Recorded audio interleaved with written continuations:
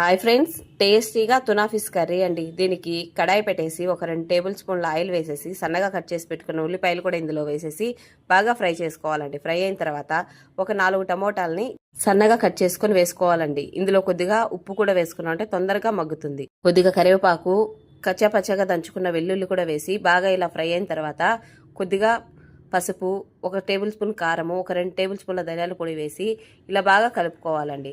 ఇది చూస్తున్నారు కదా, ఇది ఫిష్ అండి. ఇలా వాటర్తో కూడా ఉంటుంది. వాటర్తో కూడా ఇందులో వేసేసి బాగా కలుపుకోవాలండి. కలిపేసి ఒక 2 మినిట్స్ పాటు మూత పెట్టి కుక్ చేసుకోవాలండి. తర్వాత మూత తీసేసి మనకి ఎంత వాటర్ కావాలో అంత వాటర్ యాడ్ చేసుకొని ఒక 5 to 10 మినిట్స్ కుక్ చేసుకుంటే సరిపోతుందండి. ఎంతో టేస్టీగా తునా ఫిష్ కర్రీ రెడీ అయిపోయిందండి.